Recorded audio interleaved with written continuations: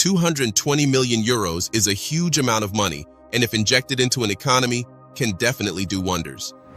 But the president of Burkina Faso, Ibrahim Traore, just rejected a 220 million euro deal with a French company, Meridian. Interestingly, the deal was for the French company to design, build, finance, operate, and maintain a new international airport in the capital, Ouagadougou.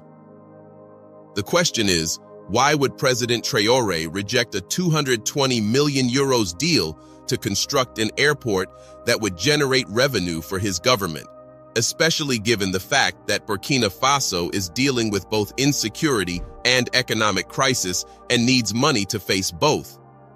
Is it because President Traore is anti-West and just wants to cut off anything to do with France? Or does he have a deeper motive? Let's find out. You see, whenever African leaders want to embark on building huge construction projects, you would observe that most of the time, these leaders are fond of entering into agreements and signing deals with foreign companies to be in charge of the projects. First of all, the fact that major construction projects, including airports, railways, and bridges across Africa, are built and being built by foreign companies from China, US, or Europe is a shame, because it means either Africa is not industrialized enough to have local construction companies that can carry out these projects, or the leaders do not believe in the capacity of those ones available. Either way, it's a big shame because it has led to the continent being dependent on foreign actors for its construction needs. To make it worse, the agreements and deals signed with foreign companies are usually in the favor of these companies. It's either they end up taking a huge part of the profit from the project, or they build with substandard materials, which end up getting bad in the next few years. A good example is some Chinese construction projects across East Africa. Now, given this backdrop, you can understand why President Traore decided to reject the 220 million euros airport deal with France. But first, how did Burkina Faso manage to enter into a deal with a French company, given the fact that President Traore has severed ties with France? Well, it wasn't President Traore that entered into a deal with the French company, Meridian. You see, it was before he came to power. In fact, this deal between Burkina Faso and the French company was sealed in October 2021 by the former and ousted leader of Burkina Faso, Roch-Marc Christian Kabore. The former president was a close ally of France, so it's not really a surprise that he made a deal with France. According to the reports, the concession deal worth 220 million euros will be to build, design, finance, operate, and maintain the future Ouagadougou Airport, which will replace the current Ouagadougou-Tamsé Airport built in the 1960s. The French company, Meridian, partnered with Aéroport Marseille-Provence, AMP, as a technical partner under a technical assistance contract, and according to the reports, AMP would be a minority shareholder in the special purpose vehicles set up for the project. Now, the agreement reached between the initial parties is that the concession period for the project would take not 5 or 10 or even 20 years, but 30 years. That is a very long time, but somehow the administration of Christian Kabore was convinced that it is fair. For those of you not aware, a concession period for a project is the time that a government gives, in this case, the French company, to operate the airport, since it was the one that built it, in order for it to reap its investment injected into building the airport. So, basically, the agreement was that after constructing the airport, the French company would be in charge of running the airport for the next 30 years. Now, in addition to operating the airport for 30 years, the agreement also granted the company a taxation regime that benefited it more than the government. The interesting thing is that the airport project is majorly financed by loans collected from the World Bank, the African Development Bank, and some other financial institutions. The French company, together with its partner, contribute little in terms of finance to the project. So, looking at just these two agreements, because there are more, does it seem like something that will be beneficial to Burkina Faso? The answer is no. Think about it. How can the French company be allowed to run the airport for 30 years when its contribution to the financial aspect is small?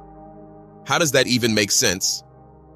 What was the former president thinking to agree with this kind of agreement? The interesting thing is that the government took a loan from all those financial institutions for a 30-year period with interest.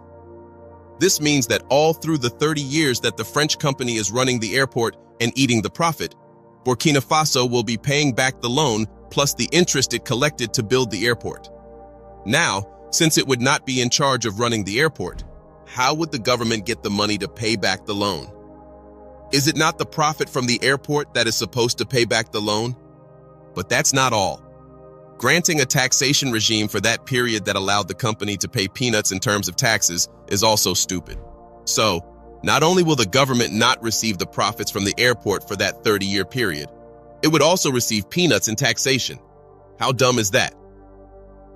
You see, this kind of agreement is the typical format of most of the agreements signed between African leaders and foreign companies or countries, and it makes one wonder whether these leaders are simply stupid or maybe it's a case of greed.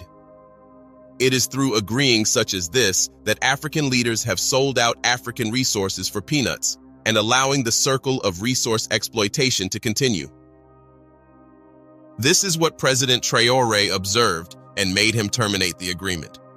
According to the reports, the authorities in Burkina Faso spotted several flaws in the deal, including the taxation regime, duration of the concession, discrepancy between some of the provisions of contract and the domestic and international legal provisions. Speaking on the issue, the Burkinabe transport minister said the government justified the termination on the grounds of several breaches of the agreement. He said, "The private partner is expected to operate the infrastructure for 30 years before handing it over to the state, even though its financial contribution to the project is derisory. This is unacceptable." He further added that many of the clauses of the agreement are contrary to national and international civil aviation regulations. President Traore has, however, assured the national public that they currently have credible alternatives with other partners to find a financing model that preserves the interest of the state. This is the kind of leader every African country should have. Someone that is always pursuing the interest of the country. But what is the implication of Traore's decision to cancel the contract? The decision to build a new airport was based on the fact that the current one, which was built in the 1960s, is outdated and struggling to cope with increasing passenger traffic, which has grown by an average of 7% annually. Thus, the new airport is necessary to enhance Burkina Faso's connectivity to the world and improve its economic infrastructure, as well as generate more revenue for the government. But with President Traore's decision, the construction of the project will now be delayed. However, Traore's decision, even though it will cause a delay, is the best decision to be taken because it will give the government an opportunity to seek better deals that will prioritize its interests. Currently, the Traore administration is hard at work seeking for partners in the airport project that would agree to terms that are mutually beneficial. In addition to this, Traore's decision also sends a message around the globe that Burkina Faso is a country that prioritizes itself and its interests above, or else thereby setting a standard for impending investors that only mutually beneficial deals are acceptable. Traore's decision can also pave the way for Burkina Faso to diversify its economy and reduce dependence on foreign investment. By taking control of its destiny, Burkina Faso can focus on developing its resources, building local industries, and creating jobs for its people. This will lead to a more inclusive and sustainable economic model that benefits all the citizens of Burkina Faso. Now, one thing we need to address is the point we brought up at the beginning of this video, which is the fact that African leaders like to partner with foreign companies whenever they want to embark on major projects. The question is, what happens to building industries and companies locally that can handle these huge projects? This is the major issue. Imagine if there were standard oil drilling companies in African countries blessed with oil. The fact is, there would be no need for African countries to enter into deals with foreign oil companies to drill the oil and extract it. This process of always bringing in foreign companies creates a circle of dependency and kills growing local companies in the same industry. It's high time African leaders focus on building industries in their countries capable of handling huge projects in every sector. If the companies used in major projects are local, Africa would not have any issue of resource exploitation or one-sided beneficial deals. What are your thoughts? Let us know in the comments section below. Don't forget to like, subscribe, and share this video.